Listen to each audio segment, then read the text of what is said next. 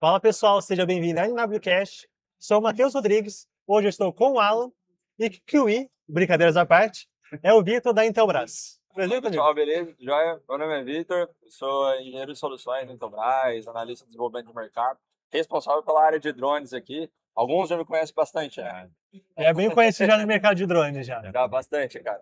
E hoje a gente vai falar um pouco do Matriz de Enterprise, vamos falar um pouco do Flight Hub, vamos trazer um pouco do universo de drones aqui para vocês no NWCast.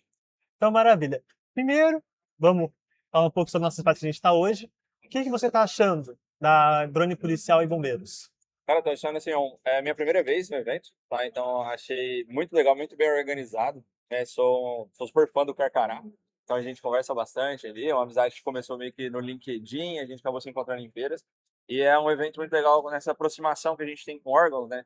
Então a gente consegue falar bastante com diferentes órgãos que às vezes a gente nem sabe que tem no Brasil, que a gente consegue estar chegando próximo, está trazendo esse mercado de drones, muita tecnologia nova.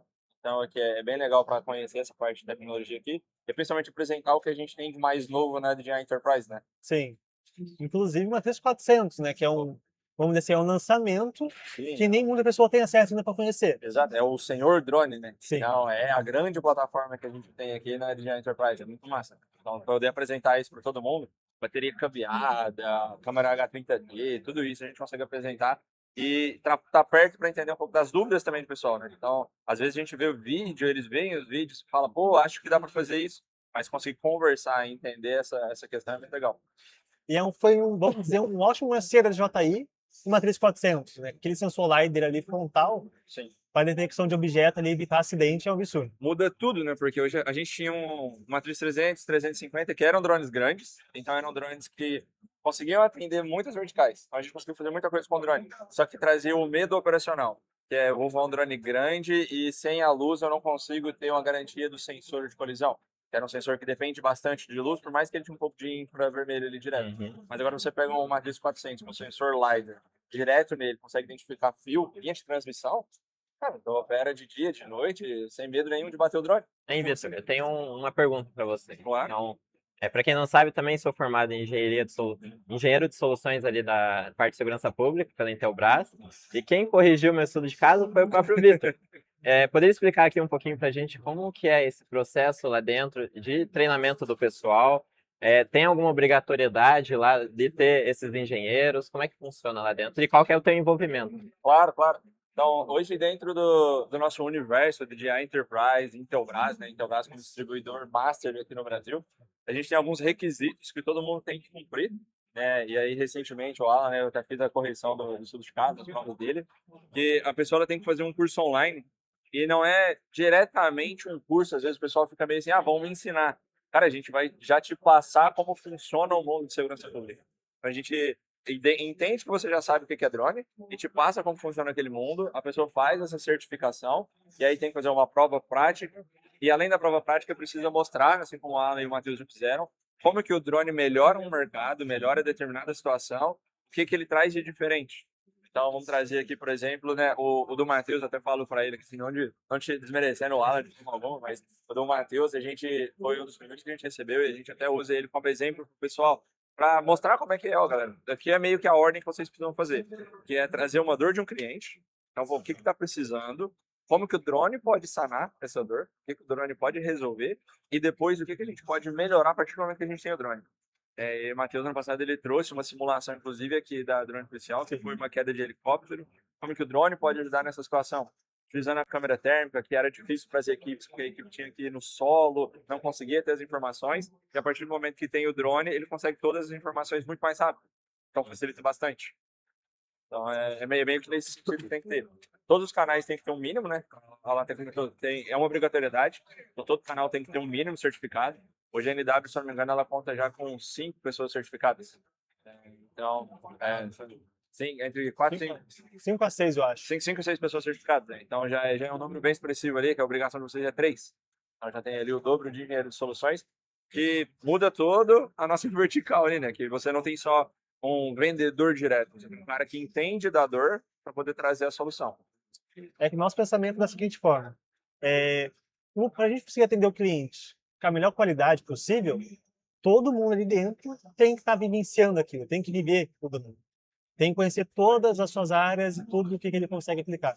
Então a gente capacita o time inteiro, para o time inteiro ficar ciente do que o drone faz, o que ele traz de novidade. Bem claro.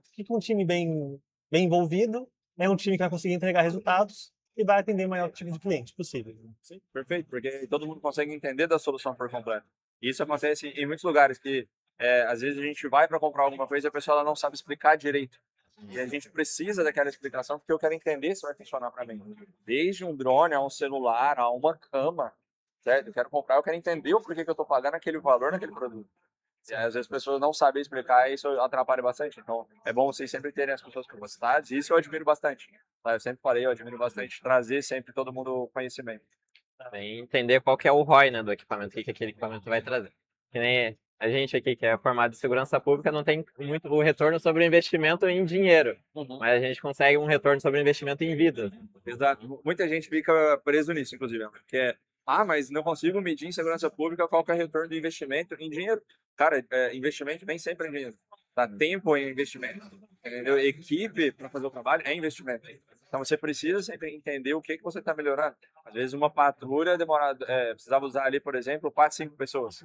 Com o drone você consegue sanar isso e usar essas 5 pessoas para outro trabalho. Então você teve um investimento ali, teve um retorno, né? São 5 pessoas para poder atender uma nova cliente. Ou então o tempo, por exemplo, da busca lá do helicóptero, né? Caiu, teve um acidente, demorava ali horas para achar. Com o drone eu acho muito mais rápido. Então você ganha, então é sempre dinheiro. Foi um tempo muito ganho, vamos pegar o estudo de caso ali na prática, que ninguém sabia. Era uma simulação, mas ninguém sabia aonde que a pessoa estava. Então o helicóptero foi derrubado, foi encontrado pessoas na ficha de passageiros, estavam dando uma pessoa. O objetivo dos drones e da equipe de solo era localizar essa pessoa o mais rápido possível. Graças, inclusive, foi esse guerreiro aqui que fez essa missão, o 4T, que era recém-lançado, a gente era o único que tinha aqui no momento. Com a embarcada, identificou a pessoa na mata e conseguiu, com o pinpoint, né, com a localização, conseguiu passar para a equipe de solo e em minutos a equipe de solo já estava no ponto específico. Então foi um tempo ganho ali, muito prático ali na questão de resgate. Sim, muito legal isso. Então a tecnologia embarcada da aeronave traz muitas soluções ali que vai resolver muitos problemas no futuro e já está trazendo soluções, né? Sim, Tá resolvendo. bastante. Como você falou, não é sempre dinheiro. Não é sempre dinheiro. É o tempo, cara. Mas mesmo não sendo sempre dinheiro, a gente ainda consegue trazer o cálculo de dinheiro. Sim. Que nem eu expliquei lá no meu caso, o pessoal tinha que fazer uma busca ostensiva dentro da área agrícola ali, né? Onde tinha plantação, tinha árvore, tinha uma mata fechada. Tinha que entrar com o carro, aumentava a manutenção, custo de gasolina, perda de tempo do pessoal. Então, subia o drone, encontrava o que precisava encontrar, se não tinha nada, ia embora. Se tinha, fazer uma operação mais inteligente, né? Achava um lugar para interceptar essas pessoas. E também diminuiu muito o combate armado. Então, como era interceptação, as pessoas não estavam preparadas. No momento que está rolando a patrulha da polícia, os bandidos que vão interceptar os policiais. E agora é ao contrário, né? O policial intercepta, perdeu, ninguém atira em ninguém. Sim. Diminuiu muito, né, o combate armado nessa área de natureza. Fazer mais assertivo mesmo. Já sabe para onde ir, quantas pessoas a gente vai encontrar, e aí evita tudo isso. O risco de vida. Se tá armado ou não. Exato. Então facilita bastante. Melhora muito. Falando um pouquinho, vamos dizer que a parte que eu mais gosto, que são os drones autônomos. O Vitor já entende que essa parte para mim eu sou fissurado. Recentemente, ano passado, teve o show da Madonna, no Rio de Janeiro. A gente teve, sim. Não, Lady Gaga. Lady Gaga. Foi utilizada a DOC, né? A gente utilizou Matrice 350 lá, a DOC a gente utilizou no Ano Novo. Foi no Novo. Foi no Réveillon, no Rio de Janeiro. Que a DOC ela estava recém-lançada no Brasil, ainda no show, então não estava dando para usar. Mas o Réveillon do Rio de Janeiro, que inclusive recebeu premiação de maior Réveillon do mundo. Tá? E aí foi utilizado 2 DOC 3 e Flat Hub 2 on-premises para fazer o monitoramento de Copacabana inteiro. E como foi a utilização? Foi bem diferente do que a gente estava acostumado, né? Então, eu trabalho muito com segurança pública, mas é difícil a gente falar que vai implementar DOC. E aí colocar 2 DOCs, fazer funcionar, inclusive tive grande apoio do Caio, né? Então um abraço aí pro Caio, que ajuda a gente bastante em operações. Caio é nosso engenheiro de soluções de mapeamento. Então, de especial ali, né? Eu acho que você já conhece ele, já viu ele. E ele ajudou a gente nessa instalação, que foi colocado 2 totens. Esses totens, igual segura caixa de som em show, colocou 2 docks em cima deles. E tinha um caminhão, tipo um trailer ali, que era uma central de monitoramento. O Flight Hub estava instalado ali. Estava utilizando as 2 docks, 3, e estava fazendo, uma pousava, a outra decolava, uma pousava, outra decolava. Então elas estavam sempre oscilando assim. E estava utilizando uma função muito legal, que estava no Flight Hub agora, que é a troca automática da operação. Então o que acontece? A dock, o drone estava voando, na hora que estava para acabar a bateria e ele voltar, ao invés de ele voltar a pousar para outra decolar, o outro drone ia para perto, aguardava ali numa distância segura, o primeiro drone voltava para a dock e aí ele assumia a operação dali. Então era uma troca 100% automática, a gente não precisava ficar mandando as missões. Então foi isso que ajudou a gente conseguir monitorar a praia inteira. Isso é um teste que eu ainda quero fazer, de colocar as duas para operar ao mesmo tempo, que a gente teve a oportunidade. É muito legal. Mas, pelo que eu vejo, a tendência de segurança pública, ainda mais em presídios ou espaços públicos, vamos dizer assim, é o na dock, né? Que é 100% autônomo Sempre e tem, a central fica ali de controle. sempre tem uma central, né? Hoje já existem infinitas centrais. Então, tem a central de um, de outro, todo mundo fica às vezes muito espalhado. A partir do momento que você usa o Flight Hub e consegue linkar tudo, você consegue ter todos os dados em conjunto. Facilita muito. Então, você tem todas as docks espalhadas no Brasil e o Flight Hub centralizando os dados que você precisa, separados por projetos ali, enfim. Hoje a gente tem, inclusive, a opção de voar até 4 docks simultâneas no mesmo projeto. Então, imagina ali alguém que tem um centro prisional, né, grande e coloca 4 docks, uma em cada quina, né, ali do local. Você consegue voar as 4 ao mesmo tempo. Você consegue ter um monitoramento contínuo de todo o espaço ali, sem problema algum. Facilita, porque antes a gente precisava de um piloto, um drone. Outro piloto, outro drone. Sim. E na polícia, sempre que você tem um piloto, você precisa de alguém para proteger esse piloto. Então tem sempre a escolta armada desse piloto também. E aí você começa a onerar muita equipe. É o que a gente falou, né? Você economiza a equipe para poder fazer uma operação. Inclusive, aqui na Drone Policial, a gente já consegue contar algumas histórias, né? Sim. Do que a gente já pensa em aplicar dock nessas situações. Bastante. Então, tem muitos segmentos que a gente consegue implementar isso e ampliar a ramificação de segurança. O policial, que está na viatura com drone, não vai precisar mais do drone. Então, a viatura vai se deslocar para a operação. Antes da viatura chegar, já vai ter o drone lá de cima já observando, já Sim. passando para a central e chegando já na viatura com os policiais. Né? Sim, isso já acontece. Aqui no Brasil a gente ainda está trabalhando algumas questões de legislação e tudo mais, mas por estar direto com a DJI, a gente viu um estudo de caso que eles fizeram lá no Texas, então no condado de El Paso, lá. E sempre que tem uma ocorrência, a polícia manda direto o drone da Dock 3 para poder fazer uma órbita. Então faz um POI ali na onde está acontecendo a ocorrência. Enquanto tá filmando isso, o pessoal na viatura tem a visão do drone. Então eles compartilham o link, na hora que está chegando a viatura já sabe o que tem ali. Então eles já entendem o que está acontecendo para conseguir ser mais assertivo ali naquele acontecimento, seja um acidente, seja um voo. Então facilita muito. O drone ele consegue chegar ali muito mais rápido, 10 segundos de decolagem. Então, até a viatura sair e conseguir chegar naquele ponto é um pouco trabalhoso. E uma diferença, né, da Dock 3 é que o drone dela consegue operar na chuva, no deserto, onde for, ele vai Onde voar. precisar, cara. Então, assim, aguenta altas temperaturas, baixas temperaturas ali, decolagem muito rápida e muita chuva. Já voei com ele, assim, ó, em uns dias que dava para assustar. Mas a gente conseguiu voar tranquilamente, né? Ele aguentou muita coisa. A gente já chegamos a testar com alguns ventos bem complicados. Região de Curitiba ali. Essa ideia de 12 metros por segundo ali na decolagem ajudou muito. Foi 12 metros, deve dar em torno de uns 50 km por hora ali, cara. Então é muito forte. É bem legal. E o Flight Hub OP, né, que eu falo OP, mas é um premises. Para a segurança pública é o ideal, né? Questão do compliance das informações. É o ideal, cara. É o que a gente estava conversando, né? Quando você trabalha, por exemplo, com o Flight Hub na nuvem, você tem... Não é ruim, porém, para a segurança pública, trabalha com dados sensível, você explicar que os dados vão trafegar na rede e vão para um outro servidor, um servidor terceiro. Hoje, por exemplo, temos um servidor de DJI espalhado na Europa e um na América do Norte.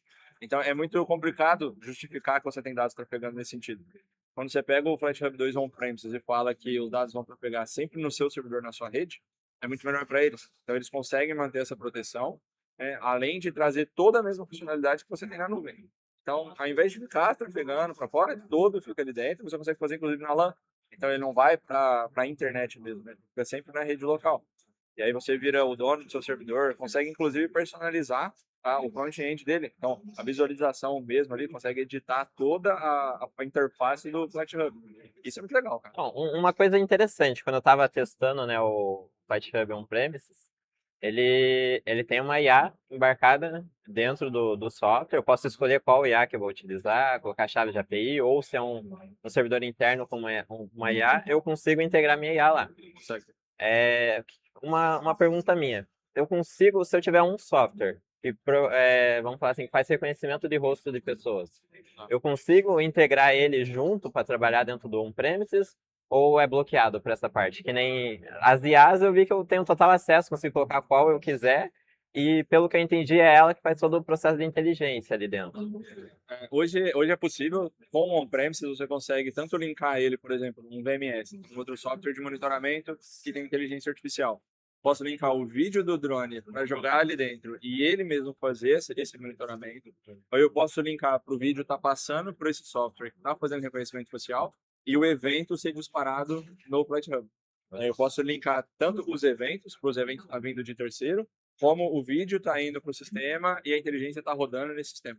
Então você fica bem, com o on-premises você fica bem maleável com tudo. Maleável. Consegue mudar a IA que está rodando nele. Tem SDK aberto, né? O SDK 100% aberto, cara. Então consegue assim, ó. Eu já vi gente utilizando o on-premises que mudou toda a interface que não parece um on-premises. Não parece FlightHub, cara.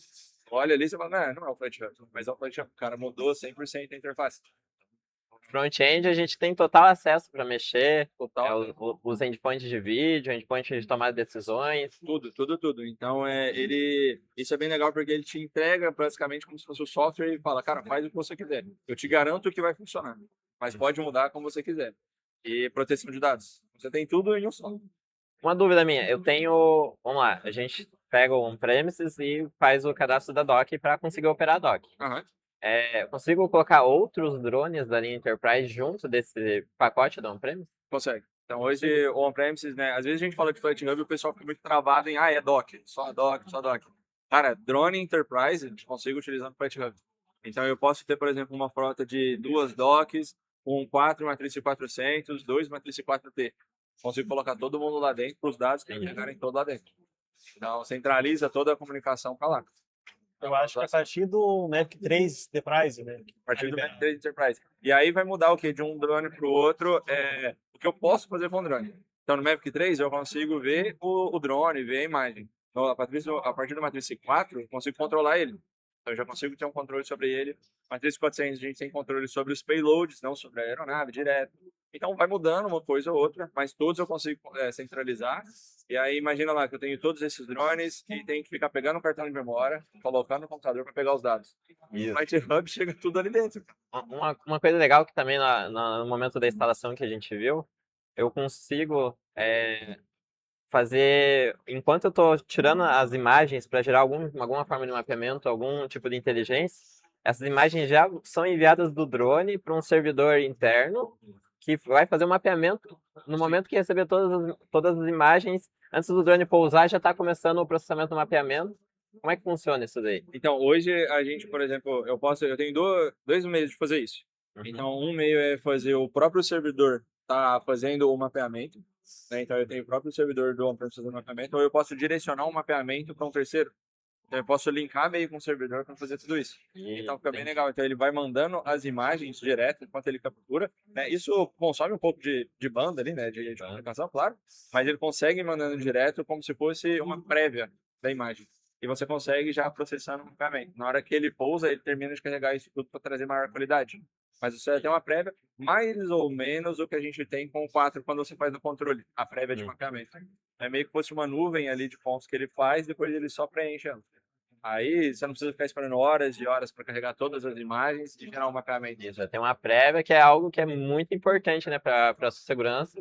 Para segurança é muito bom. Gera um mapeamento, eles só querem entender primeiro qual que é a área, aonde que eles podem passar, onde não podem, o que tem aqui, o que não tem, e daí já executar a missão. Facilita bastante, porque... Eles não precisam do GSD minúsculo lá. Não precisa. É muito legal, porque assim, ó, o Caio, né, que trabalha com a gente, a parte de mapeamento, você fala, cara, a gente precisa baixar o GSD, porque isso aqui precisa ser mais... Olha, pro meu caso, a gente não precisa, cara. Segurança pública, eu só quero saber como é que tá.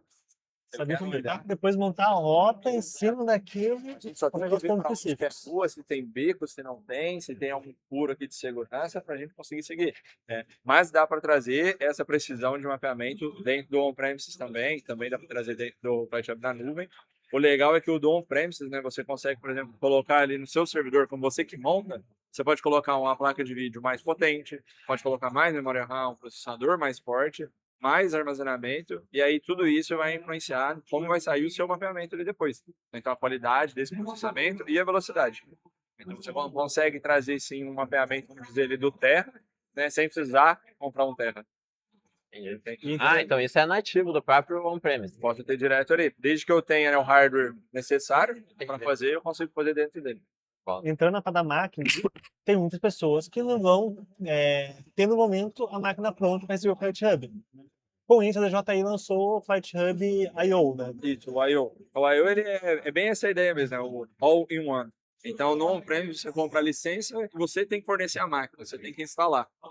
Aí, como veio, muita gente não ia ter a máquina, estava difícil, mas então ficou muito mais fácil já deixar uma máquina pronta. Aí você recebe um servidorzinho e aí ele vem com um dongle, tipo aquele que a gente tem do mouse sem fio, coloca assim no USB do computador. Aquilo ali é a sua licença de funcionamento. Inclusive, ele só liga quando aquilo ali está conectado. Isso é bem legal. Ele não liga sem. Não liga sem aquilo ali. Então, se você estava tentando comprar para poder hackear e fazer qualquer outra coisa, não tem como. Só vai ligar quando tiver com aquilo conectado. E aí coloca aquilo ali. As licenças que a gente utiliza para aumentar a quantidade de equipamento são as mesmas licenças do on-premise. Tá? Então, a licença de equipamento é a mesma licença que a gente utiliza para poder ativar ele ali. E já está pronto. É plug and play. Você pode utilizar ele tanto na rede, colocar um cabo de rede para ele entrar como se fosse uma outra máquina, ou você pode ligar ele como um ponto de acesso. E aí ele vira um Wi-Fi para você conectar o seu computador ali. Então ele vira como se fosse um servidor, seu computador você conecta no Wi-Fi para abrir o FlightHub. Então eu consigo trabalhar nas duas versões. E ele consegue criar uma interface para conectar na dock? Sim, então o cabo de rede que a gente tem ali de conexão, eu posso conectar, por exemplo, ele no meu switch e a dock no switch. Então eles vão se conversar. Mas vamos dizer um local que a gente não tem interface nenhuma, nem infraestrutura nenhuma. Então eu vou levar o All-in-One, vou levar a dock, cabo de rede, dock, All-in-One, e aí eles já estão conversando. Ele vai gerar o Wi-Fi, eu conecto meu computador no Wi-Fi e consigo acessar. Muito legal, porque hoje, se a gente não tem, né, um computadorzinho desse, a gente tem que estar com uma Starlink o tempo todo, em qualquer Vocês sabem melhor do que eu, né? Que é caixa gigantesca para lá, de caixa. gerador para cá, gerador para lá, então fica muito complicado. Você já tem ele ali fácil. A gente sempre tá com uma estação de energia e uma Starlink Um junto. inversor ali no carro já resolve também, ou então a estação de energia mesmo, da própria DJI já ajuda bastante. Pouco espaço. Poupa muito espaço. E qual que é o consumo médio, sem falar da parte de processamento? A gente sabe que se ligar o processamento ali, vai consumir. Qual que é o consumo médio dessa máquina?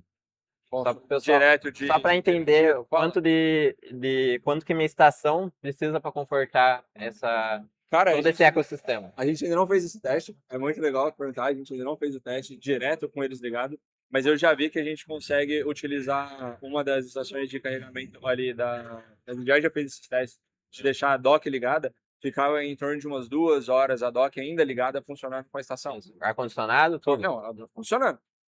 Operação. Operação. Então, assim, considerando ali que é numa situação de emergência, você consegue fazer um voo, consegue fazer uma operação tranquilo. Porque a dock consegue ainda operar em 2 horas ali, você faz muita coisa com ela. Tá? Pelo menos uns 4 voos ali, consegue fazer. Faz mais do que precisa. Faz mais do que precisa. Sim. Muita pessoa tem essa curiosidade, tá? Que vem pra gente perguntar sobre a bateria interna da dock. Consegue explicar um pouco mais sobre essa bateria? Que, ao nosso ver, que a gente passa, que a bateria interna não vai deixar o equipamento operável. Isso, é isso mesmo. Ela é meio que um no-break da dock.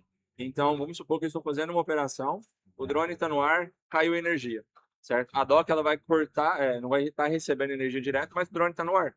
Então, eu preciso ter certeza de que o drone vai pousar. Então, eu tenho que ter essa segurança. Então, ela vai conseguir se abrir, o drone vai conseguir pousar nela, ela vai conseguir fechar. Tá? E é uma bateria que ela fica ali por 4 horas. Tá, mas se ela não vai operar, por que ela fica 4 horas ali? Para ela conseguir manter todos os dados que ela ainda tem. Tá? Então, ela não precisa, por exemplo, de rede para conseguir pegar dados de satélite, por exemplo, de localização dela. Então, ela consegue se manter com todas as informações, consegue estar descarregando algumas informações ali do drone direto para ela também, Na hora que volta a energia, ele já está na localização correta, está tudo certo. Ele não vai carregar, tá? Então ela não usa essa energia para poder carregar o drone.